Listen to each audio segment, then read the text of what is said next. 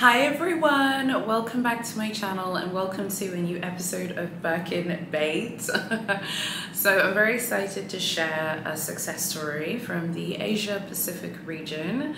Haven't heard Birkin Bait from the Asian leopards in some time, so I was very excited to hear about this one. Of course, wherever you are in the world, I would be honored to hear from you. Let me know if you want to share. Just send me an email or send me a DM on Instagram if you're willing to be transparent about loyalty. It'd be really cool. It's always anonymous, no one's gonna know. Filmed so many of these, like no one's gonna know at all. So let me know if you're interested in like me sharing your story. I have like spoken to many people who watch these videos, and I've asked people like, do you find them helpful? And I'm always told that they're helpful. So yeah, let me know. Like, comment, share, and subscribe as well. Let's get into the video. So this is a Kelly 25 success story from the Asia Pacific region, a very competitive boutique. And the offer, is like I said, a Kelly 25. It was a Sellier in a really beautiful neutral color, and the wait time for the offer was about 2 months, let's say, and these are the things that were picked up: 2 belts, a half pave diamond Kelly bracelet, a card holder, and 2 scarves. The loyalty for this was about 1.6 to 1 in the currency of the nation where the offer was given. So yeah, like I said, that is basically the bait, and the wait time was 2 months. So very straightforward. And as you can see, like she just waited for 2 months, and the loyalty was done in about 3 months. So the loyalty was done in 3 months, and then after the loyalty was hit, then the offer came in 2 months. So I think that is wonderful and fantastic. We've talked about this before, but I think it's worth noting. A lot of boutiques in Asia are very transparent about loyalty, and they're incredibly transparent. Depends obviously on the country and the boutique and the store, but they're very transparent about loyalty. It's very different to the scene in Europe and to the scene in the US, and also to how things work in Canada. I find that the loyalty success stories from the Middle East and the Asia Pacific region tend to be much more focused on essays who are direct about loyalty. So it's kind of like, I think it just makes it more straightforward for everyone who is playing the game. She also picked up 2 non-quota bags, but the non-quota bags don't count for the loyalty basically as well. So 2 non-quota bags also, but we're not going to count those because they didn't count. So yeah, you know, that loyalty was shown in just 3 months. And after showing the loyalty for 3 months, the offer was given in just 2 months. Like, so basically, like how it works in Asia is like, you show your loyalty, your essay lets you know, okay, cool, you've hit the loyalty like level, wait now your turn for the offer to be given to you. That's pretty much how it works in Asia. It's very straightforward. That's why it's like, she showed her loyalty in 3 months, she hit that level for her loyalty, and then she was just waiting for the right offer to come to her, in which case it came in 2 months. I hope that makes sense. It's very different to the way it works in the US and the way it works in Canada, and even the way it works in countries like the UK, which are wishlist countries. I think that the key piece here is the diamond half pave Kelly bangle, and that's like the cornerstone of this list. But also, yeah, like getting a card holder, getting scarves, getting belts, I think that also helps to kind of round things off quite nicely. So this is a very straightforward list. I'd love to know what you think about it. Tell me your thoughts. I think something I really like about the system in Asia and in the boutiques in Asia, because obviously there are many countries in Asia that have big H boutiques, is it's so straightforward. And to me, I think it's more honorable. I think there's an honor to the way it's done in the different countries in Asia and in the different boutiques in Asia.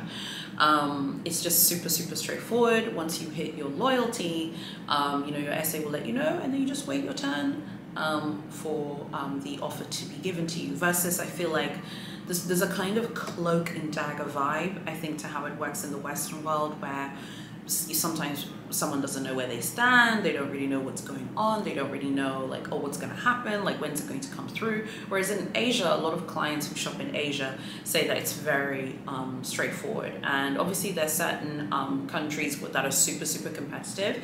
I'll just mention a country. It's not the country where the offer was given, but like the boutiques in mainland China are very, very competitive. Like there are a ton of stores there. I believe Big H actually entered mainland China. The first ever boutique was opened in Beijing. Like I said, this success story is not from China.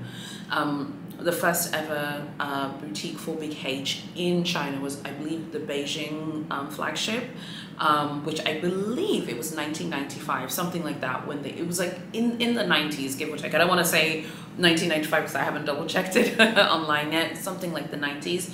So they've been in the game. They've been in Asia for decades at this point. They have been in the game and building their clientele and stuff. So all of the clients who shop all over the, you know, the world, but also all of the clients who shop in, you know, in different boutiques in Asia are used to, I think, the honor and the integrity of people being direct and straightforward.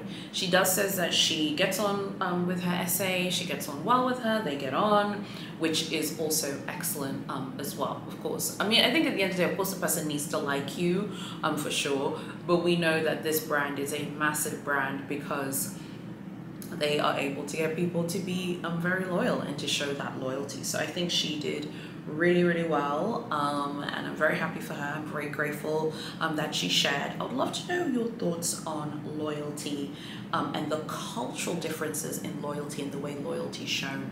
Honestly, I think that the way the game is played in Asia and the Middle East is much more like transparent, and I think they just keep it Gucci, honey.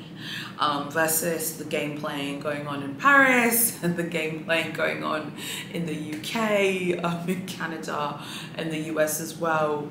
To me, it's just they're keeping it Gucci. Like Big H is keeping it Gucci, honey. Whereas I feel like in Europe and in Canada and the US, it's just like, I don't know, it's just not as direct. And, you know, we know that there are reasons for that, like why it's not like that. But I do think that the direct vibes of the game in Asia and the Middle East is just something which I think I am personally more interested in. I just like the way it's done. So I'd love to know what you think about this one. Tell me, by the way, if you still like watching these videos. I'm more than happy to film them for you all.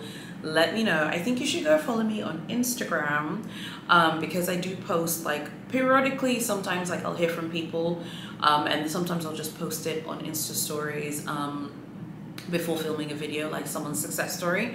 So go follow me on Instagram. It's Haya Glamazon Luxe. Go follow me on there and say hello to me over there, and also go join the group. It's linked below. I'd love to hear about your Big H successes. Even if you haven't succeeded yet, it's okay. It's always great to hear where people are. So the group is also linked below, and also go join the newsletter. So just go find me wherever you are. Just go find me. It's all linked below. I'd love to hear from you all. So yeah, tell me what you think about this one. I think this one is just, I just love the transparency. I love how transparent it is. I love how honest it is. It's just transparent, bubble. It's Gucci, honey. Everyone knows where they stand. Versus games and, you know, show how much you love the brand. It's not about loyalty of the things you pick up. It's about your passion for the brand. Girl, bye. My passion is for me. Okay. I love the direct transparency of this. I think it's really awesome. So I'd love to know what you think about that one. Now I wanted to tell you guys about a bait ring that I saw, and I've seen this for a while. If you follow me on social media, you know the one I'm talking about because I post it periodically, but I know there's some of you on YouTube who maybe don't follow me on social media. I want to show you this ring right here, the Kelly Gavroche double ring. This is a bait ring, clearly. I have seen people post this ring and get like really coveted blue box offers. Someone posted this ring in a Facebook group and got like a very coveted blue box offer. So you know the blue box quota offers of the quota bags that come in the blue box packaging, like the inside is blue. So like the Kelly on Desautre, I think the picnics come in the blue box as well, and the Kelly dolls come in the blue box as well. So this ring, I believe in Australia, is like 106,000 Australian dollars. It's currently on the Australian website, but I can't see it anywhere else. And I believe in the EU, give or take, it's about 50,000 euros, maybe a little bit more than that. If you're in Europe, and you know the price, please let me know via DM, or you can send me an email. I'm just curious to know the pricing, just so that I can share the pricing info with other people, because it's not easy to tell like the pricing. Now this piece is part of the Kelly Morpho's high jewelry collection. So technically, Big H should be delivering 2 high jewelry collections a year. I don't think that they delivered one this year because I haven't seen it. I love high jewelry, so I keep up with all the high jewelry girls. They're always releasing collections. Bulgari, Big Cartier Honey, Big Van Cleef, they're always putting their wigs on and doing the work. Now, Big H, I think last year, created this collection, but then they added a few pieces this year, but they didn't release a new one. So hopefully we'll see a new collection from them in January, which is normally when the new high jewelry collections come out. So this ring is part of the high jewelry collection, but it is not technically like high jewelry because of the price point. Normally for something to be a high jewelry, it has to be 6 figures. So it's kind of like a fine jewelry piece that's living within the high jewelry collection. So I just wanted to bring it up. It's about, you know, like I said, 50,000 euros. So it's a little bit more expensive than like the full Pave Cartier Love bracelet, for example, something like that. So yeah, I just thought I'd mention it because, like I said, I saw someone post a very coveted blue box offer, and they mentioned that they had bought this ring. So I just wanted to, yeah, just mention it, just to hear what you guys have to say. What do you guys think of the pricing? I think the pricing is quite, like, whoa, the pricing is wild. But yeah, it is very, very beautiful. Let me know what you think about it. It is absolutely stunning, but it does look a little bit painful. I don't know if anyone has tried it on. I was like looking at it thinking, is this going to be comfortable to wear? It looks a little bit painful, but I'm wondering, what if it's very comfortable, it just looks painful? Let me know what you think. I think it's absolutely stunning. I'm just curious about like comfort level. Like, what does the comfort level of that piece tell you? So yeah, if you like talking about bait and fine jewelry bait and things like that, like I said, go follow me on Instagram, because periodically I'll be doing Instagram lives and we'll talk about fine jewelry bait, like new pieces that we see. There's another ring that I saw as well on the Big H website. It's this ring right here, also called Kelly Gavroche. Confused yet? This is new. It comes in just the standard gold, and then it comes in the Pave version, which is the one that I'm showing on the screen. This is very, very cute. I believe in the EU this is 8,100 euro, and I believe in the US this is $10,000. So I just wanted to mention this one as well. I think this is super beautiful. I think this one also counts, of course. It's very, very, very beautiful, and of course something like this counts. I think rings are cool because particularly someone like me who likes rings, I realize I'm not wearing another ring except like my engagement ring right now, but I love rings. I feel like rings, you get a lot of wear from them because you can wear them day to day, but you can also wear them for like special occasions and things like that. So I think if you're a jewelry person, you'll definitely enjoy a lot of the new jewelry. So let me know if you're interested, if you want to see maybe a video on like a new fine jewelry bait that they're releasing, because they do have a lot of new fine jewelry. Let me know. I'm more than happy to film that video for YouTube as well, but I do tend to mention the new bait items I've seen that are fine jewelry and timepieces. I do tend to mention those on Instagram lives. I never save my lives, by the way, so it's best if you just go follow me on Instagram and then turn on story notifications. That way you won't miss the lives. You know, we get a bit raucous. My Instagram lives are raw. They can get a bit raucous. I can talk a lot on them, and sometimes I'm like, oh, I've been a bit naughty here, like let me delete it. So go follow me there as well. Love to know what you think about both of these rings. Which one would you choose out of the two? Remember, they're both called Kelly Gavroche. So there's Kelly Gavroche, the Pave double ring, the one we mentioned first, and then there's this one. It's also called Kelly Gavroche as well. Let me know which one that you like the most. So I really hope you've been enjoying these videos. To me, it's a huge honor to film them for you. I can't wait for you guys to see all my Europe content when the time comes to go traveling. So please make sure you're subscribed because we're going super soon. So yeah, I just wanted to just share this success story. It's always exciting hearing of people's success stories, particularly when I'm planning my trips. It's like exciting, so it gives me like energy to also continue, because I think like playing the big H game can be exhausting as well. So it's cool to hear of people's like success stories because it does make you feel very excited. Thank you so much for watching, and I'll see you guys next week in my subsequent videos.